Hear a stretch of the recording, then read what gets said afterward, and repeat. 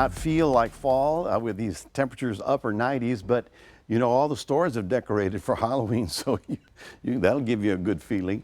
Right now, of course, we're still in the afterglow of the storms that came through Saturday and Sunday.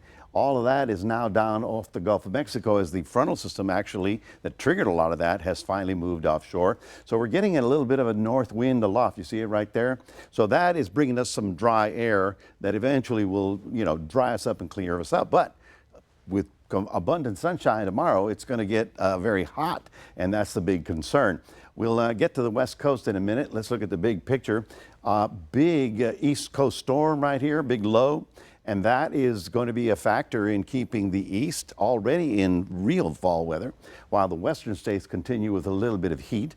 Late this afternoon, we popped up a couple of little isolated showers down along the coast. You can see them right there, but none of it was significant, and there's one right there near Victoria, as you see it right about there.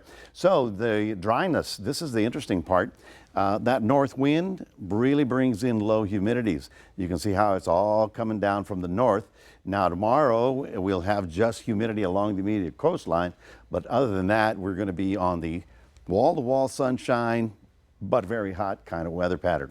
In the Atlantic, we have what is going to be Gabrielle right here, but not to worry about Gabrielle. Gabrielle is going to turn right about here and start heading out into the Atlantic. Don't have to worry about that one at all. The west coast of Mexico has been very active, and now all of a sudden we have Lorena. Now Lorena is a storm right here. It, generally speaking, not a huge storm. Nonetheless, as it goes up as a one and runs into the central part of Baja California, the remnants then flow into the desert southwest. Okay, how is that going to affect us? Well, that moisture does not evaporate immediately. It's going to be going over the state and causing rain in far west Texas. And here's a closer look at it. And you can see that if it's going to be raining in West Texas and our winds are going that way, where do you think the stuff's going?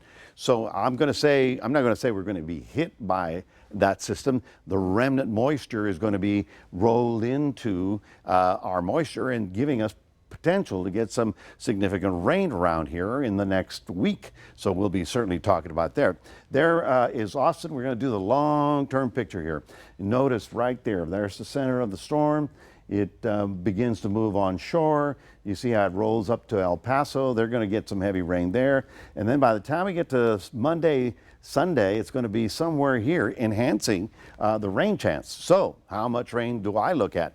That's a little bit far out, but the computer models are now telling us 2 to 3 inches of rain here.